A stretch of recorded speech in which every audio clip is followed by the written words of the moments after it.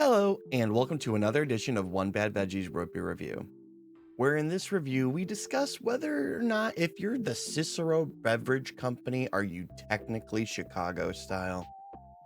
I mean, for real, if we were being honest with each other, I should probably say Chicagoland style, because I know that Cicero's in Cook County, but does that technically count as Chicago style? I hate that argument. It's a dumb argument, and very few people actually care about it, and you shouldn't, because it's dumb. Anyway, um, no, Cicero Beverage Company. So I tried to do a little bit of research about the company, um, as I do from time to time. Um, and I couldn't find anything about them. It's really interesting, because they're fairly, I wouldn't say popular, but like if you go and you look up just like lists of root beers that are like easily available to buy, Cicero Beverage Company will come up. Them and their salted caramel one, which yay. Anyway, um no, it's interesting. They're I would assume that they would have some sort of presence on the internet, but there's no presence at all on the internet other than just like, you know, people that buy and sell and some reviews, of course, and things like that. So yeah, kind of a mystery. This is a re-review. I did look up the old review and it got a pretty high score, so I'm curious if it'll stay as high as it is. And that's pretty much it. Let's go ahead and get into the ingredients. All right, here's the ingredients right here. Okay, and some interesting things right away, as you notice that it's a very short list. I find it super interesting that it says natural flavors, but not natural and artificial flavors. That's kind of interesting. I would kind of maybe point to the fact that it's an independent brewing company, and like most independent brewing companies, you know, maybe they don't quite get it right. I also thought it was interesting. On the bottle, it had, I'm assuming it's a typo. It said sugar caramel color. I assume that sugar and caramel color were supposed to be separated as two different items because I've never heard of sugar caramel color before. I also find it funny that the sodium benzoate is higher up on the list than the natural flavors.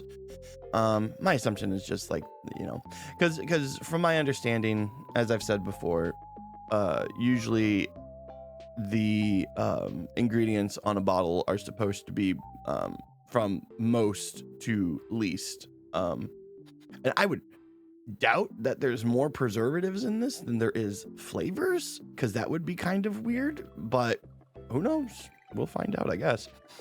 Bottle, of course, you know, a picture of Chicago with the river, which is a weird like caramel color. I don't understand why. I guess it just goes with the label or whatever. I don't know. You know, sometimes they'll not sometimes, they do it every year. They'll dye the river green during St. Patrick's Day. So, although this has really nothing to do with St. Patrick, so I guess that would be a good reason why it's not green on the bottle or anything. It's just a weird color. I just thought it was weird. I got no other reason to say anything about it. It's just a weird color. It's like a almost like a poo not poo brown, but I mean, anyway, I'm done talking about the river and the ingredients. Let's go ahead and open it up and get ourselves a little bit of the scent. All right, we're gonna go ahead and pop this one open. I have learned that I just prefer to kind of like crack it open with a bottle opener now instead of just trying to squeeze it open. It usually ends up bad for me anyway. That's going. Smells nice.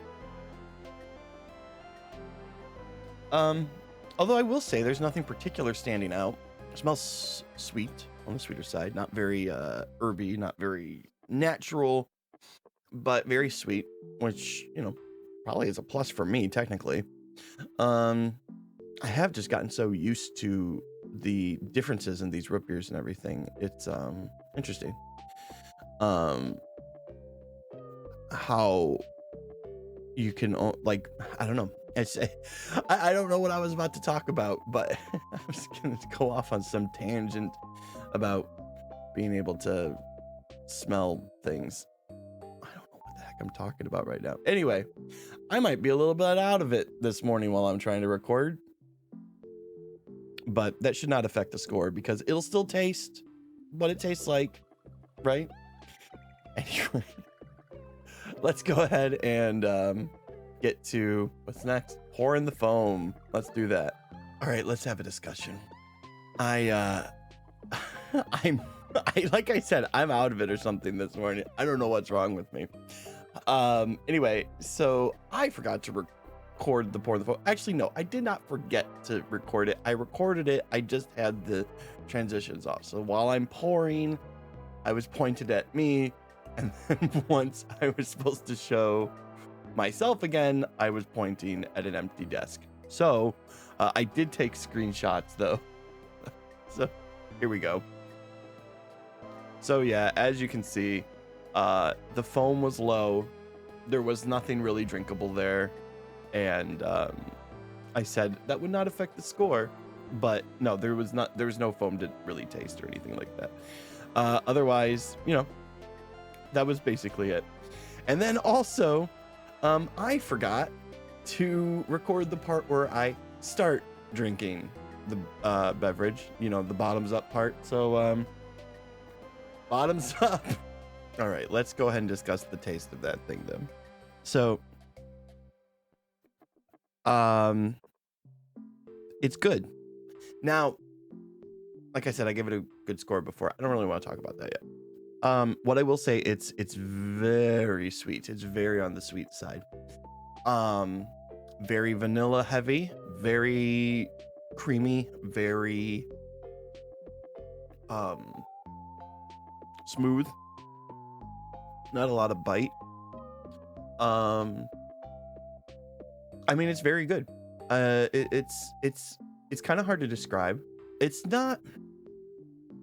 I am gonna probably still give it a high score. It's just like, in this case, it's hard to. Okay, so like I say, usually with an A, I don't want to talk about scores yet. I just kind of want to talk about the taste. But the thing is that the taste is. I mean, just to put it really simply, it is a vanilla heavy tasting root beer, which is something I like quite a bit. It's there's I don't want to say there's too much vanilla, because I actually do like it, but it might be too much vanilla for someone else, but I like it.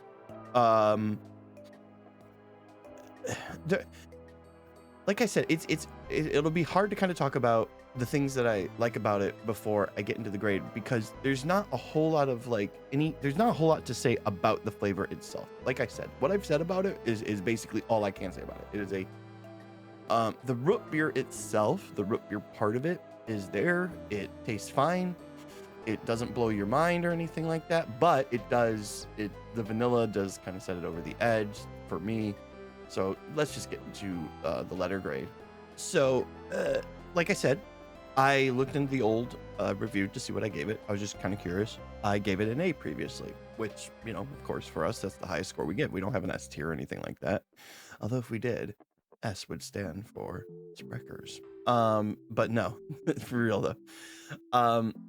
I gave it an A previously. The second time now that I've had it, maybe it's just because I've had more root beers now. Maybe it's because my palate's changed. Who knows, or anything like that. I am going to give it a B. Because in my mind, at least now, A are kind of like exceptional in a way that sets it apart from other root beers. Whereas B, in my mind, has always been root beers that aren't doing anything specifically different. They're just doing something really good, like exceptionally really good. Like when I talk about things like, let's say old school brewing, right? I gave that an A because I really liked the way the molasses tasted inside of that root beer. It gave it a different thing, and it was still delicious. Or like Spreckers, for example, because they use honey instead of normal sugar, it gives it a different something that elevates it above just a really good root beer. Where this one is really, really good. I really like it. It is a quintessential sort of vanilla heavy root beer, which is my preference. So I'm giving it a B, but it's just there's nothing there's nothing that puts it beyond a B. But I think B's are actually kind of maybe one of the rarest scores that I give, because it's almost hard to pull off that perfect mixture of being like, this is the thing that I like, but it doesn't like overdo it and become an A, but it's also not like so standard that it's a C. It's that perfect kind of middle area. In fact, I would almost say that like A's are a special treat, whereas B is like probably going to be my go-tos. Those are the ones that, like, if I'm going to the store and buying root beer, if they have this one available, I'm probably going to get this one over most of them, because I know for a fact that B's always have like the perfect flavor of a regular beer that's just hitting on every level for me. So anyway, yeah, B. So that is it for this messed up review. It's crazy to me that you can make 90 reviews and still just totally screw one up in the middle of it. Really makes me wish I would have gone into the past and bought extra bottles of every root beer that I have. Actually, no, I don't. I would have no room for that many root beers. Holy cow. But other than that, of course, like, subscribe, or what's the other one? Comment. That's it. Yeah. Or don't do any of those things. Just enjoy the video. Feel educated, because that's what I'm here to do. I'm here to educate you. Other than that, all my socials at the bottom here. I swear one day I'll stream again. One day. I mean, I don't know how long it's been. It's been over a year, I think. I didn't even stream for Halloween. Anyway, I'm starting to start rambling again because my brain is scrambled for some reason. So anyway, I hope you had a good time.